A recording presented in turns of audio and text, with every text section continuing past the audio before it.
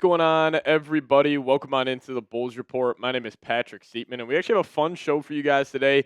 As former Bulls legend Carlos Boozer was talking about this franchise and where he wants it to go, and he also gave a little bit of a plan for the Chicago Bulls. We'll discuss what Boozer had to say here in a second. But before we dive into it, Carlos Boozer, one of my favorite players to ever wear a Bulls uniform. So if you guys want to show him some love down below in the comment section, type his jersey number. Type those fives down below.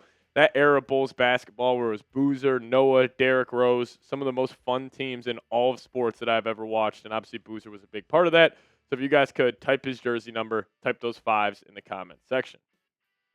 All right, so Carlos Boozer was recently asked about, how do you feel about the Bulls? Where do you think this franchise is going? And, clearly he believes that, they're not in a good spot right now, but he also believes that they can make a couple of moves and potentially get back the relevancy here in the NBA. But this is what Booz had to say, saying, I would make a splash and go get somebody that doesn't want to be on their current team.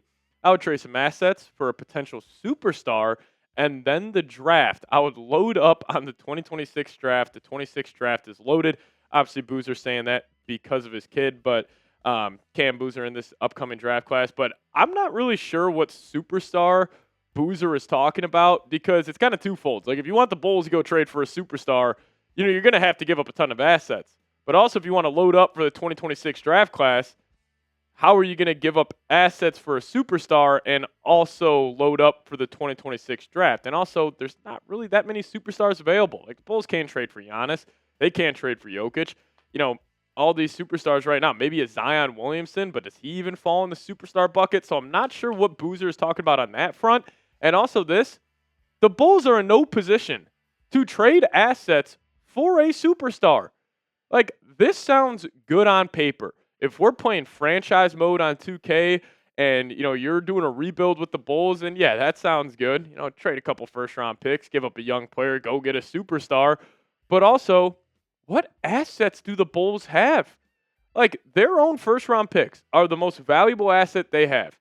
And number one, the Bulls cannot give up their own draft picks. That would be organizational malpractice, as you should be in a rebuild. But also other teams are saying, well, the Bulls have just been living in the 9th seed the last 3 or 4 seasons. Why would we even want their first-round pick compared to like another team like the New Orleans Pelicans or really one of these true bottom feeders in the NBA? That first-round pick from the Bulls would probably be the 10th to 14th overall selection. And also, in terms of assets, what young players do you have besides Matas Buzelis that is really that intriguing to go land a superstar in a package? So I didn't really understand what he was talking about there, but I also totally agree about what he was saying on the 2026 NBA draft class. And how do you fix the Bulls? You pray you get a top pick. Like whether that's tanking and you give yourself the best odds to, in that lottery to go land a top 5 pick potentially, or you just get lucky if you are in the play-in tournament and lose again for the 4th straight season. Maybe you can somehow land a top pick like the Mavs did this past year, but this is also why I believe ratings are down in the NBA. Because you can't compete without a superstar. And we have seen in the NFL, like you get a superstar quarterback, the Washington Commanders, completely changes their franchise. But you can't rebuild without a superstar. And that's a problem in the NBA right now. Like you can't get like a bunch of like B-level players, have a feisty bunch, even if you could win a bunch of regular season games, make the playoffs, you have zero chance to win a championship without, honestly, a top 25 player of all time. Like, you go back and look at some of the recent champions. They are loaded with top 25 players of all time. I mean, maybe not the Celtics this past season, or 2 seasons ago when they won with Tatum, but even like SGA, the guy got an MVP, finals MVP, 3 straight seasons of averaging 30+. When it's all said and done, SGA will probably be on that list. And even before that, it's like LeBron, Curry, Kevin Durant, like, Tim Duncan with the Spurs. Like, all these teams have these generational superstars. And the only hope I have for the Bulls is the hometown kid. It's Matas Buzelis. Like, he does give me a little hope of him potentially developing, I don't know if he'll be a top 25 player of all time, but, I hold out hope for him potentially being a number 1 option on a championship team. He has shown those flashes in just 1 year. And also, fans, we got to be patient with Boozy. We know this guy was a developmental pick. So even if he doesn't show that superstar potential this upcoming season or even the next year, be patient with him. Because right now in sports media, we live in this microwave society where fans every other week are giving takes, giving hot takes, thinking long term about a team. These are young athletes. These are guys that are just trying to figure out whatever league this is or whatever league they're in. This isn't just NBA specific. Like we see this problem with quarterback play in the NFL right now. Everybody wants to see it right away. Like take Caleb Williams, for example. Ready to kick the tires on Caleb after he's only played a season and 2 games? He's a young kid. He's still figuring out. And the same will be said about Boozy. So just be patient. Let this guy develop and hopefully ends up being one of the better players in the Eastern Conference. But I'll ask you guys this about Boozy. Talking about ceiling comparison. So we're saying Matas Buzelis, he reaches that ceiling. Who's your NBA comp for him? I'll go offense and defense here. Offensively, reminds me a whole lot of Franz Wagner. A big guard who can handle. He uses his physicality, uses his frame very well to get down to the lane. And then also defensively, kind of reminds me of Evan Mobley. But you guys let me know, who's your Buzelis ceiling comparison for his career? Now, let's talk about the 2026 draft as why this could potentially fix the Bulls. And honestly, it starts with landing a top pick because there are 3 guys in this class. AJ DeBanza, Darren Peterson, and actually Boozer's very own kid, Cam Boozer. So my ideal situation is you can somehow land Cam in this draft. This guy reminds me, and I don't know if it's just because he's wearing a Duke jersey, but really it's just his style of play. He reminds me of Paolo Banchero.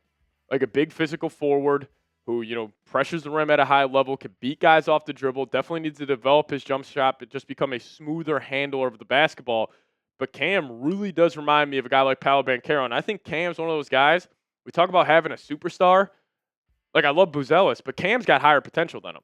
Cam's got superstar potential. This guy's a freak. Go toss on his high school tape. You'll be sold on him. I mean, 6'10", big body, freak athlete.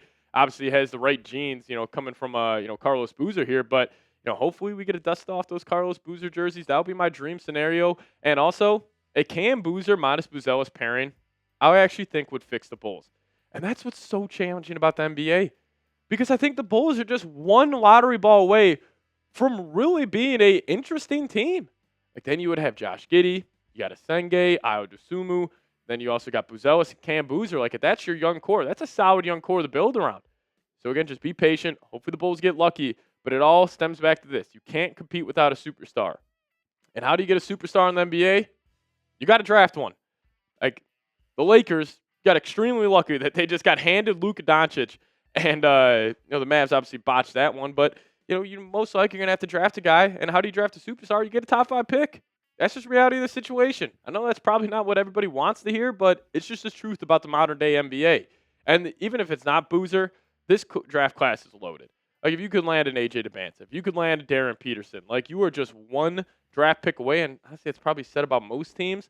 But I also like the Bulls' young core with Giddey and Buzelis. So if you could just hit on one of these guys, that would be absolutely massive.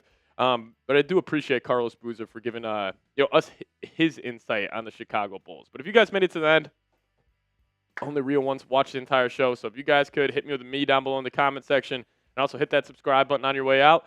See you guys next time. As always, go Bulls.